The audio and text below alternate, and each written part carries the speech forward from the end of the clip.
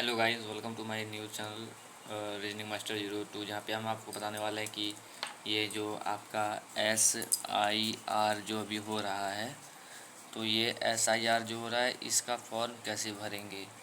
क्योंकि काफ़ी सारे दोस्त क्या कर रहे हैं, यहाँ भर रहे हैं, यहाँ भर रहे हैं और लास्ट वाला कॉलम में भी भर रहे हैं। तो क्या उनका सेलेक्ट होगा या रिजेक्ट होगा, उस बारे में भी आपको मैं बताने वाला हूँ। तो इस वीडियो को अंत तक देखना है और समझना है। सबसे पहले याद रखिए कि ये आपका फ़ोटो यहाँ पर रहेगा। यहाँ पर आपको एगो वर्तमान फ़ोटो बनाना है भाई, जो थी अप साटना, जिसमें कि आपका कान जो है वो स्पष्ट रूप से दिखाई देना चाहिए और आपका चेहरा, ठीक है। ये कोई पल्लू वगैरह या फिर वो बुर्का वगैरह नहीं चलेगा इसमें। तो आपका फ़ोटो जो है वो स्पष्ट रूप से यहाँ पर रहना चाहिए। और उसके बाद आपका आ जाता है यहाँ पर कि ये जो पिछले SIR की मतदाता सूची में मतदाता का विवरण जो है वो आपको नहीं भरना, ये आप BLO साहब से भरवा लीजिएगा। क्योंकि क्या होता है कि इसमें बहुत सारे लोग गलती कर देते हैं भरने में, और अगर आपने गलती की तो ये आपका फॉर्म सेलेक्ट नहीं होगा, ये आपका रिजेक्ट हो जाएगा। तो ये कॉलम आपको बिल्कुल यहाँ पे खाली छोड़ देना है, ठीक है। अभी नेक्स्ट कॉलम आता है कि पिछले कॉलम में दिए गए रिश्तेदार का विवरण जो पिछले SIR में है, तो ये भी कॉलम आपको यहाँ पे खाली ही छोड़ना है। तो नंबर दूसरा कॉलम भी खाली छोड़ना है, नंबर पहला कॉलम भी आपको खाली छोड़ना है।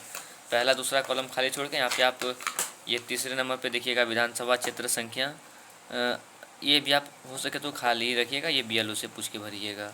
नेक्स्ट आता है भाग संख्या, ये भी खाली रखना है। क्रम संख्या, ये भी खाली रखना है। विधानसभा क्षेत्र संख्या, भाग संख्या और क्रम संख्या, ये सारा चीज़ खाली रखना है। आपको भरना क्या है, तो डेट ऑफ बर्थ भरना है, जो कि यहाँ पर जैसे मान के चलिए किसी का डेट ऑफ बर्थ है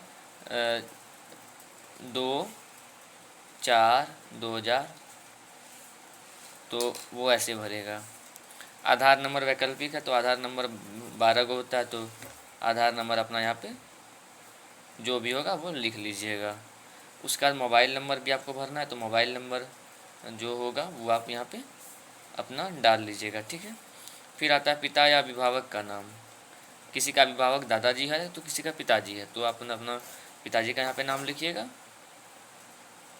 पिताजी का नाम यहाँ पे लिखना है।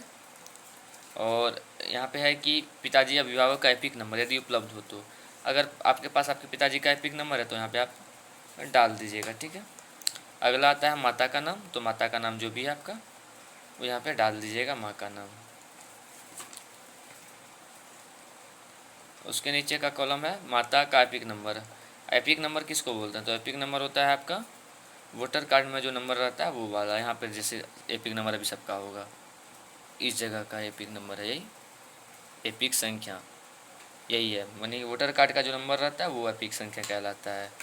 तो अगर आपके पिताजी का फॉर्म आपके पास हो तो आप एपिक नंबर यहाँ पर रहेगा, वहाँ से आप देख के अपने पिताजी का एपिक नंबर, अपने माताजी का एपिक नंबर डाल दीजिएगा। उसके बाद अगर मान के चलिए कि आपका शादी हो गया है, ठीक है, तो आप अपना पत्नी का नाम भी यहाँ पे डाल सकते हैं और पत्नी का भी एपिक नंबर आप यहाँ पे डाल सकते हैं। और यहाँ पे आप जो है इस फॉर्म में इस जगह पर अपना सिग्नेचर मार दीजिएगा डेट के साथ, और सिग्नेचर मारने के बाद आपका काम यहाँ पर जो है वो फिनिश हो जाएगा।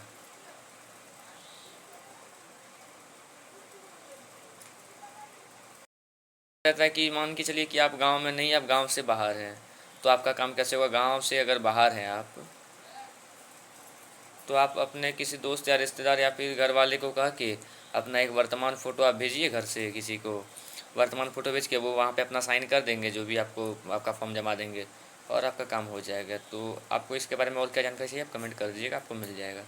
Thank you.